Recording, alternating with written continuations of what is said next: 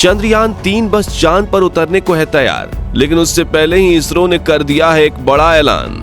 अब चांद पर रोबोट नहीं, भारत उतारेगा इंसान।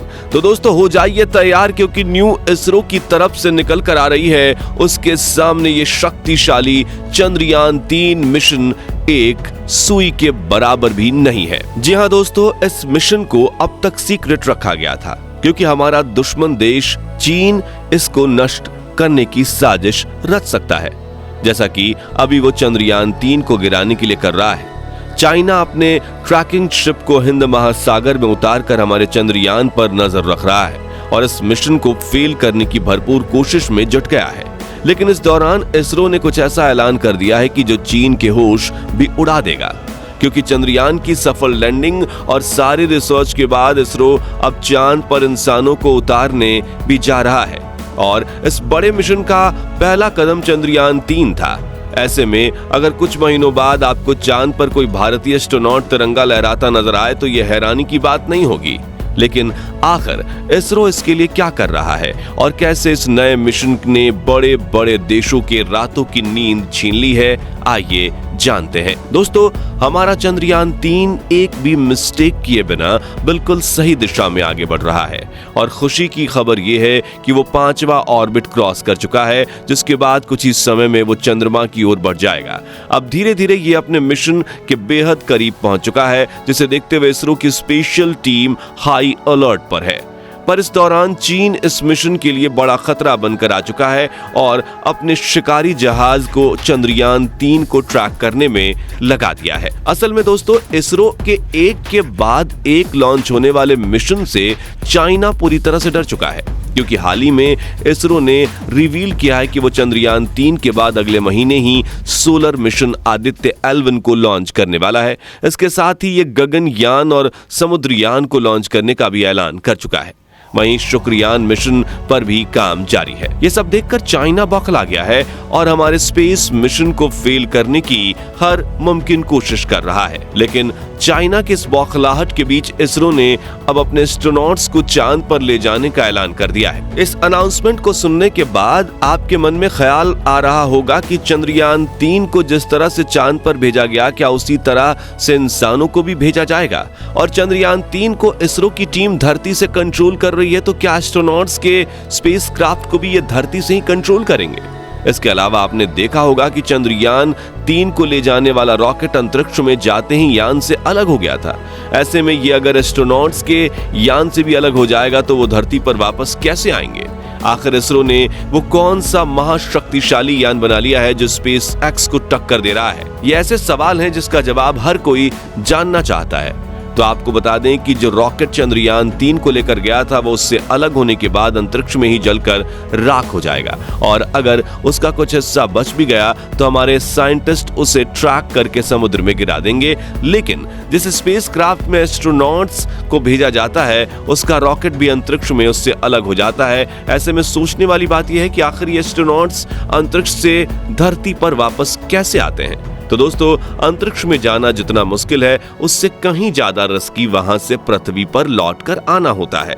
और इसी प्रोसेस के दौरान कल्पना चावला का स्पेसक्राफ्ट जलकर राख हो गया था, जिसमें मौजूद सभी 7 एस्ट्रोनॉट्स को अपनी जान से हाथ धोना पड़ा था। यह हादसा इतना बड़ा था कि इससे पूरी ग्लोबल स्पेस कम्युनिटी में हलचल मच गई थी।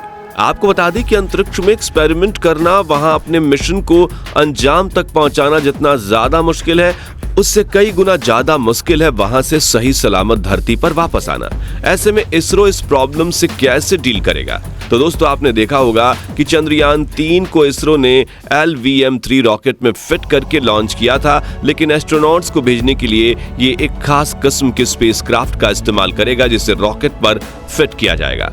ये स्पेसक्राफ्ट काफी हद तक एक हवाई जहाज की तरह होगा, जिसमें एस्ट्रोनॉट्स के लिए हर तरह की फैसिलिटी अवेलेबल कराई जाएगी। उसमें उनके लिए रिसर्च इक्विपमेंट, भोजन, टॉयलेट, सोने बैठने की सुविधा से लेकर हर वो चीज मौजूद होगी जिनकी उन्हें आवश्यकता पड़ सकती है। इस स्पेसक्राफ्ट के आगे के हिस्से में यान का पूरा कंट्रोलिंग सिस्टम भी मौजूद होगा, जिसकी मदद से एस्ट्रोनॉट्स इसे कंट्रोल कर सकेंगे। लेकिन जब तक रॉकेट से अटैच्ड रहेगा तब तक इसका संचालन धरती पर मौजूद इसरो की टीम करेगी, और जब ये स्पेसक्राफ्ट रॉकेट से अलग हो जाएगा तो संचालन का सारा कार्यभार एस्ट्रोनॉट्स के कंधों पर आ जाएगा। वो स्पेसक्राफ्ट को कंट्रोल करके उस जगह पर लैंड कराएंगे जहां पर मिशन को अंजाम देना होगा। सारे रिसर्च ऑपरेशंस और डेटा को कलेक्ट करने का काम कंप्लीट करने के बाद शुरू होगा असल एडवेंचर, यानी पृथ्वी पर एस्ट्रोनॉट्स की वापसी। आपको बता दें कि स्पेसक्राफ्ट को पृथ्वी के वायुमंडल में एंटर कराना एक बहुत ही रिस्की काम होता है, इसलिए हमारे वायुमंडल में एंटर करने से पहले स्पेसक्राफ्ट से धीरे धीरे पृथ्वी का चक्कर लगवाया जाता है, और इसी तरह से धीरे धीरे चक्कर लगवाते लगवाते धीरे से पृथ्वी के एटमॉस्फेयर में प्रवेश कर जाता है। जब यान पृथ्वी के एटमॉस्फेयर में एंटर होता है तो उसे बहुत तेज गर्म हवाओं, प्रेशर और फ्रिक्शन का सामना करना पड़ता है, जिससे स्पेसक्राफ्ट में आग भी लग सकती है, और कल्पना चावला का स्पेसक्राफ्ट भी इसी वजह से ब्लास्ट हुआ था। इस फ्रिक्शन से बचने के लिए स्पेसक्राफ्ट के ऊपर एक खास किस्म की हीट इंसुलेशन शीट लगाई जाती है, ताकि ये फ्रिक्शन और हीट से स्पेसक्राफ्ट को कोई नुकसान न पहुंचने दे। लेकिन अगर किसी रीजन से ये शीट टूट गई तो उस यान में मौजूद अंतरिक्ष यात्रियों के साथ वही हो सकता है जैसा कि नासा के कोलंबिया स्पेसक्राफ्ट में मौजूद कल्पना चावला और उनकी टीम के साथ हुआ था। खैर, अब अगर पृथ्वी पर लैंडिंग की बात करें तो ये बेसिकली दो तरह के होते हैं, जिनमें से पहला तरीका है समुद्र में लैंडिंग करना। जी हाँ दोस्तों, कुछ स्पेसक्राफ्ट्स को समुद्र में भी लैंड कराया जाता है, जिसे स्प्लैश डाउन का नाम दिया गया है।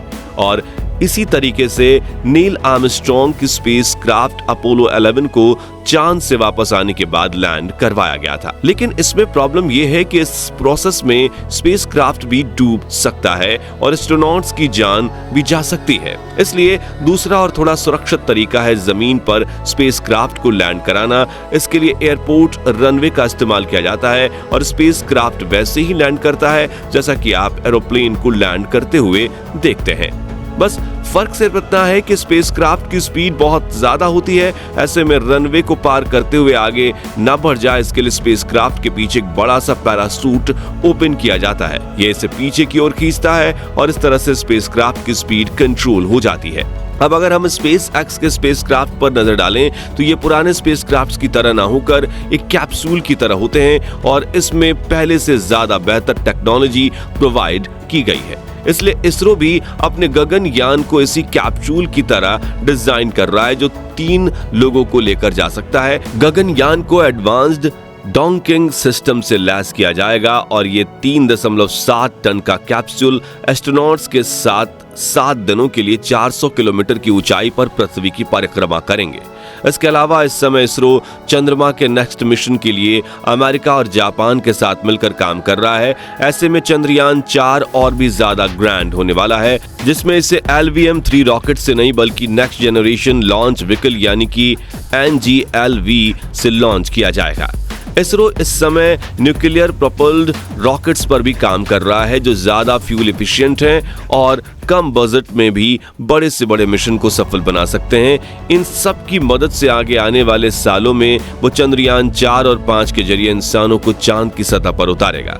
तो अब इस खबर पर चीन की क्या प्रतिक्रिया होने वाली है ये देखने लायक होगा। वैसे आपको ये जानकारी कैसी लगी हमें कमेंट में जरूर बताएं और अगर आप चैनल पर नए हैं तो चैनल को सब्सक्राइब भी जरूर करें। मिलते हैं जल्दी ही ऐसी एक और इंटरेस्टिंग वीडियो में, तब तक के लिए गुड बाय।